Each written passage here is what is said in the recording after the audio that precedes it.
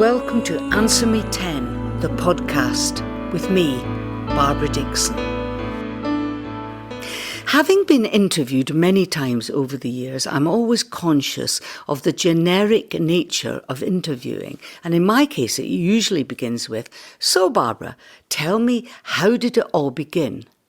This has never exactly excited me, but I've always enjoyed reading those one-page affairs at the back of glossy magazines, which ask the same stereotypical questions to different people every week.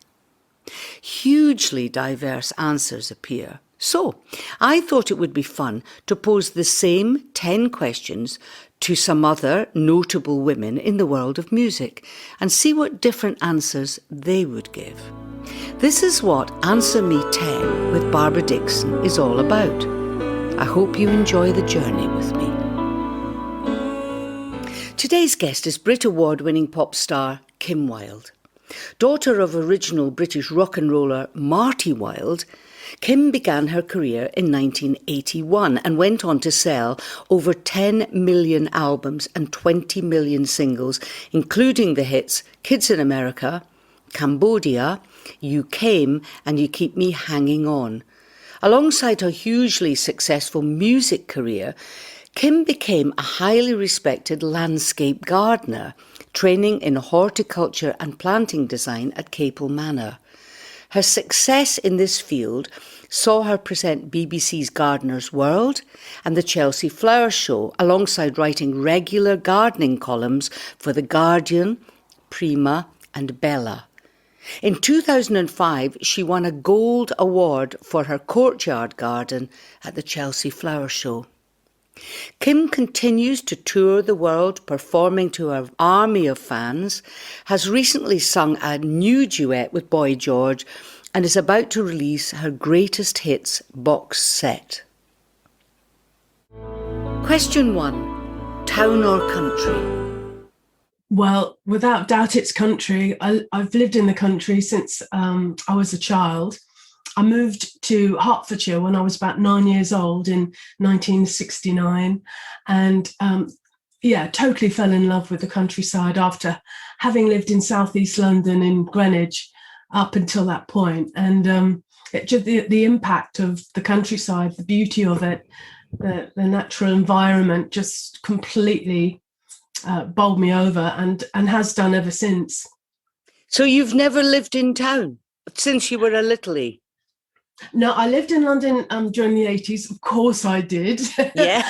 And I never felt at home there. I mean, it was a place where I would unpack and pack my suitcase. I'm sure you know that score, Barbara. Yeah. So it was a place where basically I did that, you know. I mean, I didn't really get into a London scene. I had a few friends from school who'd moved into the north of London, were studying to be nurses and doing all kinds of things. But I was felt pretty lonely in London, didn't really feel I belonged there. And then when I was about 30, I moved back to Hertfordshire. And you're in Hertfordshire now. Do you have a garden and dogs, and do you walk, and what do you do in the country? I do a lot of gardening, Barbara. I'm an obsessed gardener. I've already done about an hour and a half before I spoke to you today, and it's quite early this morning. So it's been raining, so it's a good time to pull out weeds. So that's one of the reasons. But otherwise, I would find any reason to be out in the garden. It's a very... there's a lot of things about gardening that I love. It's very meditative. It's very mindful. I went to art college. I love great composition and working with colour and form and shape. And I can do that in the garden and sometimes get it right, often get it wrong. Love watching seeds grow into plants. Do speak to my plants from time to time. So I'm totally involved in horticulture as much as I am music. So do you like to grow vegetables as well as you're talking about colour and form and composition, but do you grow food as well? We do, yeah, especially the last couple of years during lockdown. My sort of survival instinct kicked in really strong last year, and I think a lot of people's did. A lot of people who hadn't grown vegetables before started doing that. My sister was one of them, even though she's living in Ealing. Growing vegetables. We've got lots of kale and potatoes and tomatoes and all kinds of things growing outside, yeah. Question 2. Meat or veg? Well, I love both. I'm not a vegetarian, but my daughter is, and so I do a lot of cooking for her. So a lot of it is vegetarian centric, and which actually, when we don't eat meat, we much of a higher quality, I would say, with the recipes that we put our hands on, working with different vegetables and pulses. Where do you find your recipes for vegetarian food? How do you manage to do this balance of ingredients nutritionally? Well, I love Jamie Oliver. He's got a very great veg book out. I have got a couple of great veg books, but the internet is just amazing. You can just put in the ingredients you have, and that throws you, endless recipe options. Of course it does. Of course, you're much younger than me, and you're much more tech savvy. Of course, I've watched my kids cooking as well, and I say, "Oh, where did you get that?" And of course, they've got an iPad open beside the cooker. Well, the problem with that is I'm not that tech savvy, Barbara. I really can promise you I'm not, and I was only sort of lured into that direction by my enlightened daughter, but yeah, it's hard to kind of remember or keep hold of those recipes unless you're very tech savvy, and I'm not very tech savvy. It's interesting, actually, because I find that I cook. I'm not old-fashioned with my cooking at all, but I'm not really a keen cook, but I have an aga, and you can't go wrong with an aga. You can't. So I do my cooking is kind of gentle, but I tend to have a look and see what I have in my freezer. I have a very small under-counter freezer, and I tend to just revolve around what is in there, and then when it's empty, I go back somewhere and fill it up again. I don't tend to shop every single day and go out for the milk and stuff like that, but I know a lot of people do, and they do enjoy. Again, like gardening, and I love gardening too, but I'm not a serious gardener like you. But the meditative quality of cooking and creating food is really quite comforting, especially in the times we've had to endure. It is. It was a great focus last year, particularly in 2020. We ended up with quite a large household, and so we ended up making a rota, and we took turns to cook. And we had several vegetarians, so there was all kinds of really fabulous recipes landing on the table. I think I put on about half a stone or maybe more during that time, because we were sat down and eating every night these amazing meals. And it was a way of, I guess, sort of just centering us all in one part of the day where we would all be together and keep each other's spirits up. We were very lucky because I have a lovely house to live in and a garden big enough for all of us, but the stress of watching what was going on and what is going on touched us just as much as anybody else. The focus of eating round a table and actually talking about what people, it was quite mundane, but people would talk about what they'd done in the day or what they were doing. And so there would be this family kind of communication going on. Very often, a lot of people have nothing like that now.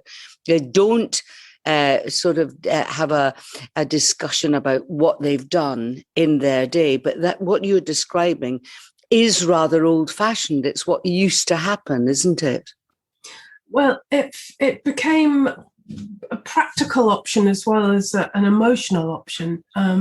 It was, otherwise everyone would be trailing through the kitchen, making their different meals at different times, and it would be pandemonium, and I'd probably end up cleaning it all up. So it was a Yes. partly practical option, but Yeah. it was lovely to just have something. We were all stuck inside. We weren't going out anywhere, so meals became a focus, and Yes. a really Yes. positive one. Question 3. TV, film, or books? Well, I've thought long and hard about this question, Barbara, because I do love books, but I don't get to read them when I'm at home. The only time I read my books are when we take a break in the summer. In the past, that has been I will take 3 books, and I will lie on a sunbed somewhere in France, and I will just read books. That's literally all I'll do. Read books, and but at home, there's always a million other things to do. So books, I don't read at home. I watch films sometimes, and if I watch films, it will have to be a sci-fi thriller or just a sci-fi film.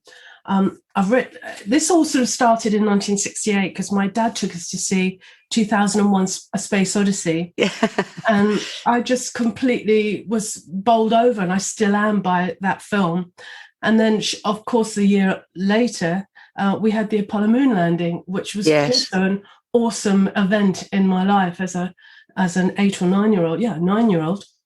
And then I have an absolute obsession with space and aliens and things to do with anything out there in the universe. And I love a good sci-fi movie.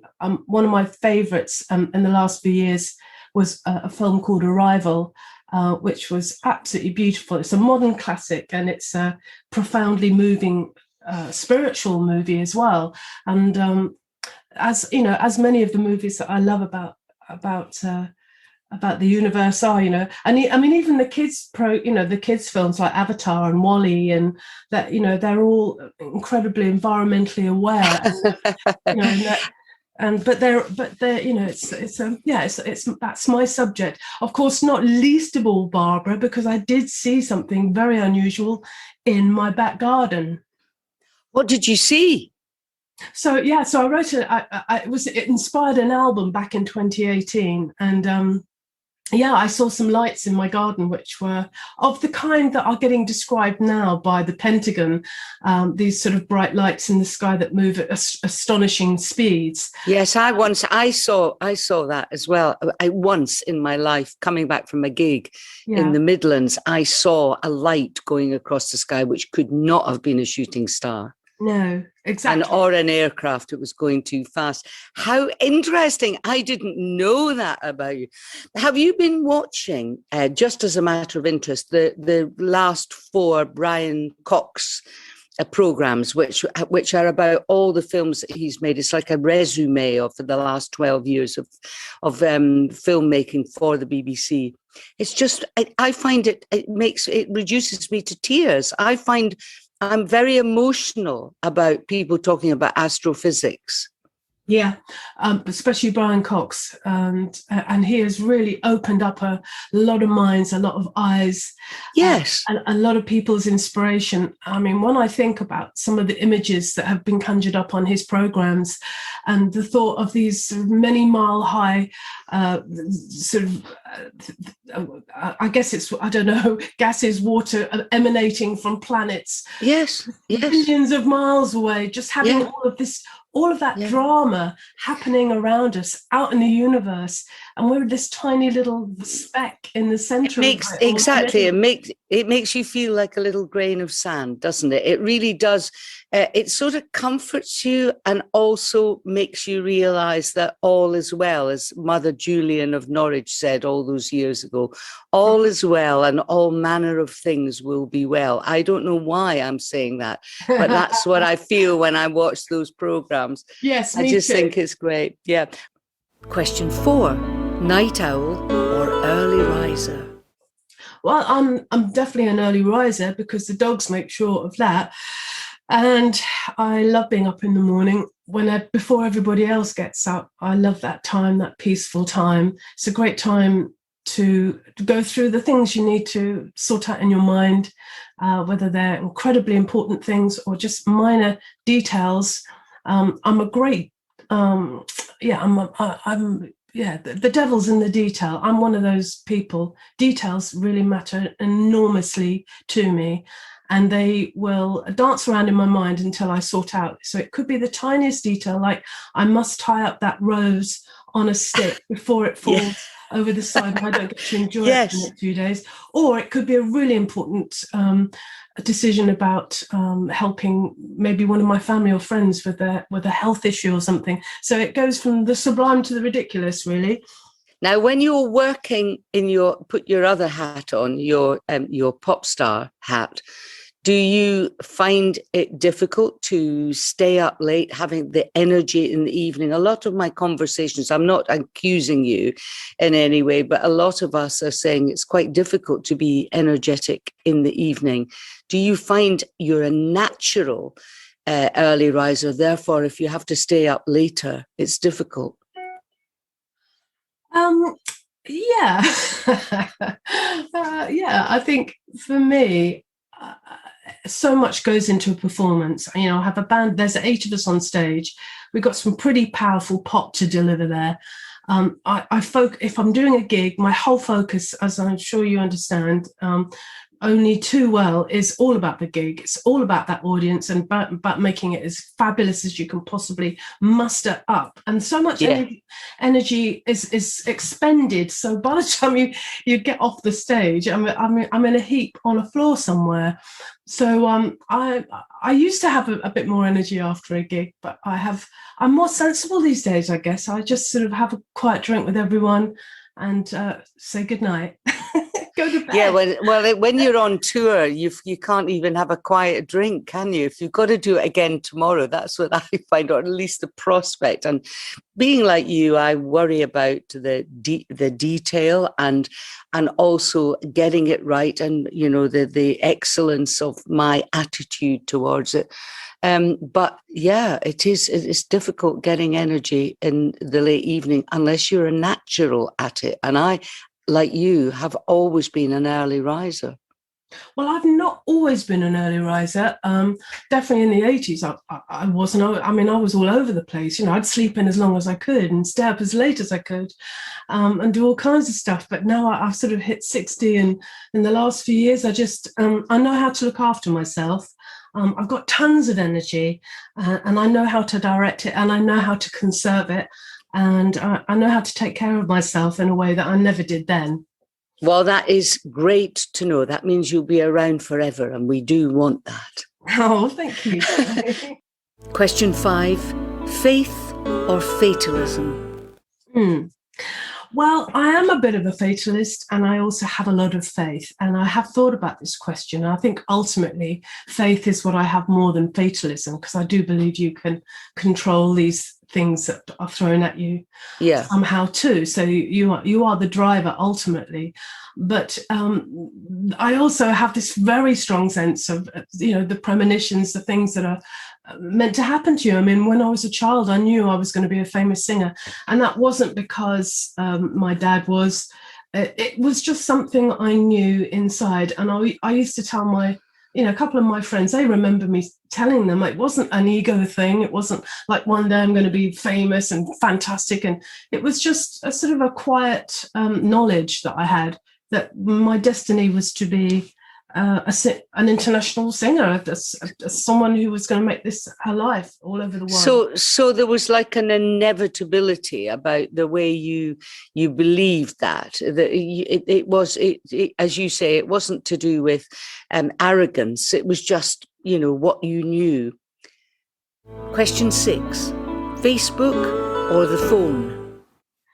Well, actually, Barbara, I don't do Facebook. The only social media that I interact with quite a lot with at the moment, because I've got my greatest hits coming out any minute. So I'm on Twitter quite a lot, but I've never done Facebook. I started getting stalked by my family, so I came off it. So tell me about, does somebody do Facebook for you? So your followers on Facebook, do they get word of what you're up to and all that kind of news?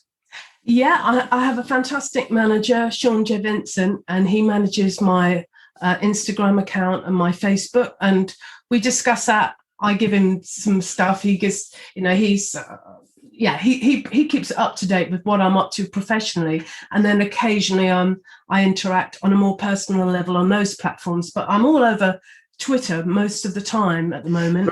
So you kind of keep an eye on it, and if there's anything that he can't answer, he comes to you, which is similar to what happens to me. And you do Twitter, which I do as well. The interesting thing for me also is your family. You said that obviously during the lockdown time, people were close to you physically, which was lovely. Now, what do you do about talking to people you love? I mean, do you text them, or would you pick up the phone? I mean, is somebody's voice important to you? Do you know what, Barbara? I absolutely love FaceTime. I do it with my mum most days. She's a bit stuck at home at the moment with her health. So it's a lovely way actually to see her rather than just to hear her. I think seeing someone is very important. But I do go around there. So, seeing someone, there's nothing quite like seeing someone. You're lucky that your mum is nearby, because there are people who mums are in different countries, aren't they? And it's so difficult for people. Exactly. So it sounds to me like you've got this kind of about sussed, I'd say. Question 7, shower or bath? Oh, definitely a bath. Oh, yeah. I have one every day virtually. I know people have got funny feelings about baths, but I find it it's my little bit of sanctuary every day. I don't use bath oils or anything like that. It's just water and me, and a little bit of, going back to where I came from, I guess, because that's where we all emerged from ultimately, wasn't it, from the water. So do you bathe in the evening, or do you bathe in the morning? In the evening before my bed. And but we invested about 15 years ago in one of those upstanding cold water pools out in the garden. It's been there ever since. I jump in that most days, even in March or February, or I do the whole Wim Hof thing, the cold water experience to wake me up and get my senses stimulated. And I've never heard of the Wim Hof experience. What's that? It's I mean, actually my kids sort of got me into it, but it's really just more about sort of getting into very, very cold water and the benefits of that. And how interesting. There are many benefits, and I have done it for quite a few years, and I do get lots of benefits. I absolutely believe. I mean, I was inspired to do it from my parents-in-law. Actually, my husband's parents have done it all their lives, and they're sailing into their 90s now. How interesting. This is really good advice. Now, I know that there are girls here in Edinburgh who go in at Portobello every single day, rain or shine, Portobello being on the coast near Edinburgh. And so they go into the freezing waters of the Firth and Forth and swim in it.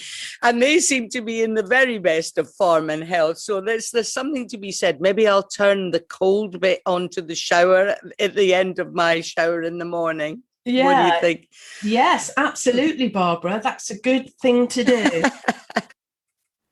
Question 8, spring or autumn? Well, it's got to be spring. Autumn is an amazing time, but spring comes after a long winter usually. And after a long winter, like the one we just had, spring is even more special. And watching those bulbs emerging and watching life starting all over again, it's so inspiring. I get excited about spring every spring. I think, isn't it interesting that one aspect of that, and I know you are a serious gardener, is this lovely thing about things popping up and you thought, oh my goodness, that survived. My goodness, I didn't expect that to survive. Sometimes annuals coming back that you didn't expect to live through you probably have dealt with them at the end of the year. But of course, for me, someone like me, something will come back and I'll say, isn't that just the most beautiful thing? And look at it, it's flowering again.